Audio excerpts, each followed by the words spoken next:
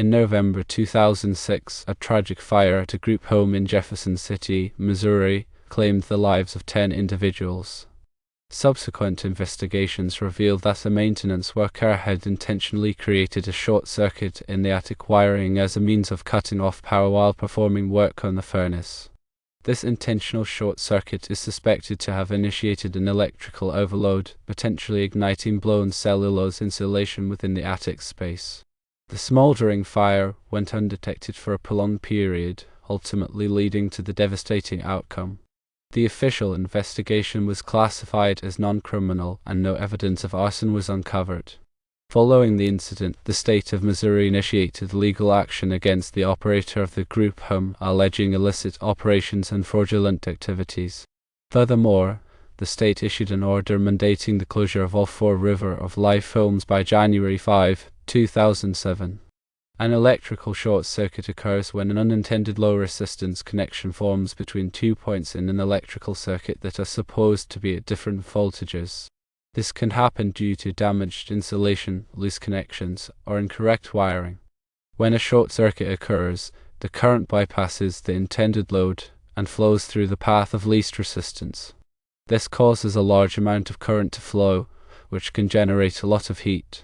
The heat can then cause the wires to melt, start a fire, or damage electrical components. A circuit breaker is a safety device that is designed to protect electrical circuits from overcurrents, such as those caused by short circuits or overloads. When a circuit breaker detects an overcurrent, it automatically trips, interrupting the flow of electricity. This prevents the wires from overheating and starting a fire.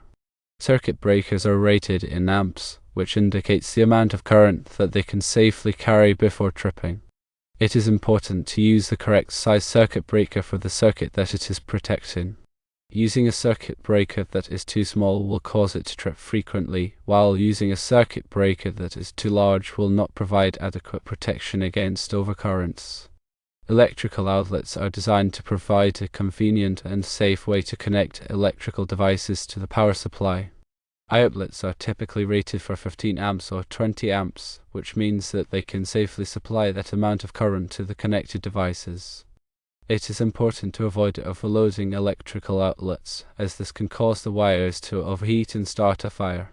To avoid overloading an outlet, do not plug too many devices into a single outlet, and avoid using extension cords or power strips that are not rated for the amount of current that you are using. Insulation is a material that is used to prevent the flow of electricity or heat. Electrical insulation is used to cover wires and other electrical components to prevent short circuits and electric shocks. Thermal insulation is used in walls, ceilings, and roofs to prevent heat from escaping in the winter and entering in the summer. There are many different types of insulation available, each with its own unique properties and applications. It is important to choose the right type of insulation for the specific application. Cellulose insulation is a type of thermal insulation that is made from recycled paper. It is a relatively inexpensive and environmentally friendly insulation material. Cellulose insulation is typically installed in attics and walls. It is important to install cellulose insulation properly to ensure that it provides adequate insulation. An overload occurs when an electrical circuit is carrying more current than it is designed to handle. This can happen when too many devices are plugged into a single circuit, or when a device is drawing too much power. Overloads can cause the wires to overheat and start a fire. Circuit breakers are designed to protect against overloads by tripping when the current exceeds the rated capacity of the circuit. It is important to avoid overloading electrical circuits, as this can create a significant fire hazard. To prevent overloads, distribute the electrical load evenly across multiple circuits, and avoid using extension cords or power strips that are not rated for the amount of current that you are using. Electrical safety is important for protecting yourself and your property from electrical hazards. Firstly, always inspect electrical cords and appliances for damage before using them. Damaged cords or appliances can cause electric shocks or fires. Secondly, never overload electrical outlets or circuits. Overloading can cause the wires to overheat and start a fire. Thirdly, use ground fault circuit interrupters, or GFCIs, in wet locations such as bathrooms and kitchens. GFCIs can help to prevent electric shocks. Fourthly, keep electrical appliances away from water. Water can conduct electricity and cause electric shocks. Fifthly, turn off the power before working on any electrical equipment. This will help to prevent electric shocks. Sixthly, call a qualified electrician for any electrical repairs or installations. Electrical work can be dangerous, so it is important to have it done by a professional. Seventhly, install smoke detectors and carbon monoxide detectors in your home. These detectors can help to alert you to fires and carbon monoxide leaks. Eighthly, have your electrical system inspected regularly by a qualified electrician. Regular inspections can help to identify potential electrical hazards. Ninthly, be aware of the signs of electrical problems such as flickering lights, sparking outlets, and burning smells. If you notice any of these signs, call a qualified electrician immediately. Tenthly, educate yourself and others about electrical safety. By learning about electrical safety, you can help to prevent electrical accidents. A qualified electrician is a person who has the training and experience necessary to safely install, repair, and maintain electrical systems. The electricians must be licensed by the state in which they work. To become a licensed electrician, a person must typically complete an apprenticeship program and pass a licensing exam. Apprenticeship programs typically last for 4 to 5 years and involve both classroom instruction and on-the-job training. Licensed electricians are qualified to perform a wide range of electrical work, including wiring new homes, repairing electrical appliances, and troubleshooting electrical problems. It is important to hire a qualified electrician for any electrical work that you need to have done. Unqualified individuals can make mistakes that can lead to electric shocks, fires, and other hazards. It is always best to err on the side of caution when it comes to electrical safety. In the context of the described incident, the maintenance man's decision to intentionally create a short circuit was a dangerous and inappropriate method for de-energizing the furnace circuit. A short circuit, as described earlier, bypasses the intended load and causes a surge of current. This uncontrolled surge can generate excessive heat, posing a significant fire risk, especially in an environment with combustible materials like cellulose insulation. The proper procedure for de-energizing a circuit is to locate the corresponding circuit breaker in the electrical panel and manually switch it to the OFF position. Circuit breakers are designed to safely interrupt the flow of electricity in the event of an overcurrent or short circuit. They are labeled to indicate which circuits they control, allowing for selective de-energization of specific areas or appliances.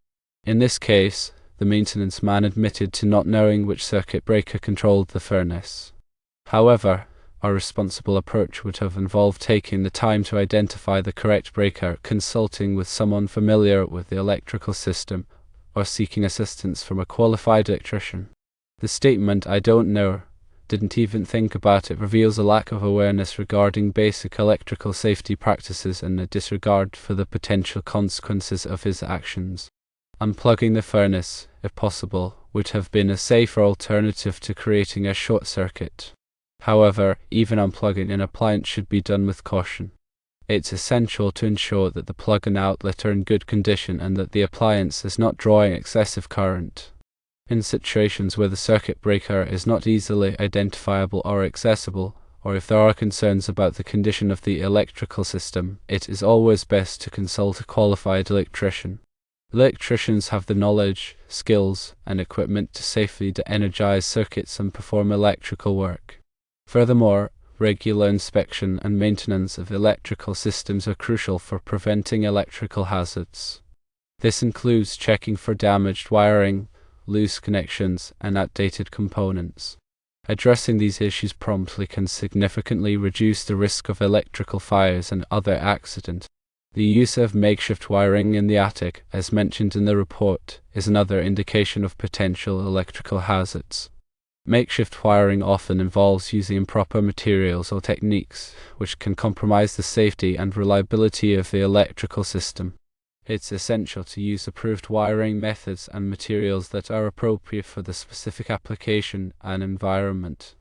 The fact that the attic contained blown cellulose insulation, which is essentially finely shredded paper, further increased the fire risk.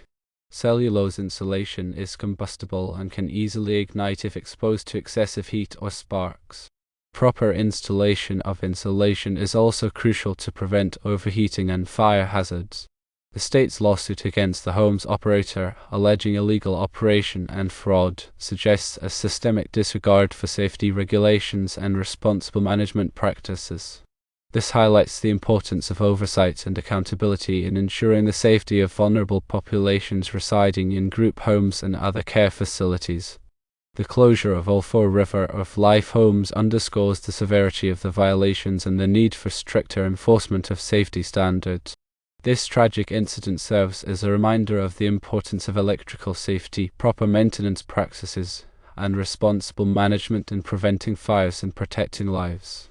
It also highlights the need for qualified professionals to handle electrical work and the potential dangers of improper wiring and unsafe practices. To elaborate further on electrical safety and best practices, consider the following points. Grounding is an essential safety measure that provides a path for electrical current to flow safely back to the source in the event of a fault. Grounding helps to prevent electric shocks and reduce the risk of fire. All electrical outlets and appliances should be properly grounded. Ground fault circuit interrupters, or GFCIs, are devices that detect ground faults, which occur where electrical current leaks to ground. GFCIs quickly interrupt the flow of electricity, preventing electric shocks. GFCIs are required in wet locations such as bathrooms, kitchens, and outdoor areas. Surge protectors are devices that protect electrical equipment from voltage spikes, which can damage or destroy sensitive electronics. Surge protectors should be used to protect computers, televisions, and other valuable electronic devices.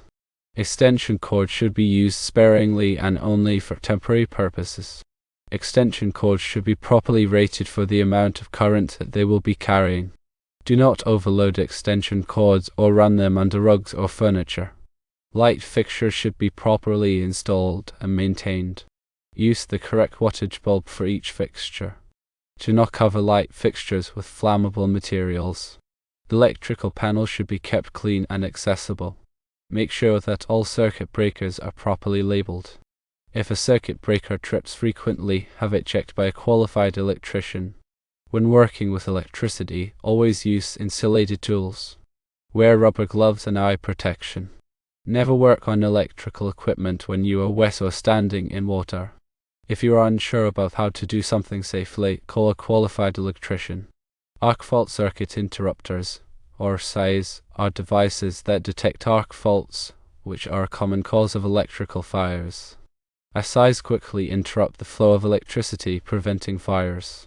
SIs are now required in many new homes. Smoke detectors are essential safety devices that provide an early warning of a fire. Smoke detectors should be installed on every level of your home and in every sleeping area. Test smoke detectors monthly and replace the batteries at least once a year. Carbon monoxide detectors are devices that detect carbon monoxide, a deadly odorless gas. Carbon monoxide detectors should be installed on every level of your home and near sleeping areas. Test carbon monoxide detectors monthly and replace the batteries at least once a year. Develop an escape plan in case of a fire. Practice the escape plan with your family regularly. Make sure that everyone knows how to call the fire department. Electrical codes are a set of rules and regulations that govern the safe installation and use of electrical systems. Electrical codes are designed to protect people and property from electrical hazards. It is important to comply with all applicable electrical codes. The National Electrical Code, or NEC, is a widely adopted electrical code in the United States. The NEC is updated every 3 years. State and local governments may also have their own electrical codes. Permits are often required for electrical work. Check with your local building department to see if a permit is required for the work that you are planning to do. Inspections are typically required after electrical work is completed. An electrical inspector will check to make sure that the work was done safely and in accordance with the electrical codes. Regular electrical inspections can help to identify potential hazards and prevent electrical accidents. The maintenance man's actions in the described incident were a clear violation of basic electrical safety principles. His decision to intentionally create a short circuit was reckless and irresponsible. His lack of knowledge about electrical safety and his failure to follow proper procedures contributed to the tragic outcome. This incident serves as a stark reminder of the importance of electrical safety training and the need for qualified professionals to handle electrical work. It also underscores the potential consequences of negligence and disregard for safety regulations. By following safe practices and seeking professional help when needed, it is possible to prevent electrical accidents and protect lives. Remember, electricity is a powerful force that can be dangerous if not handled properly.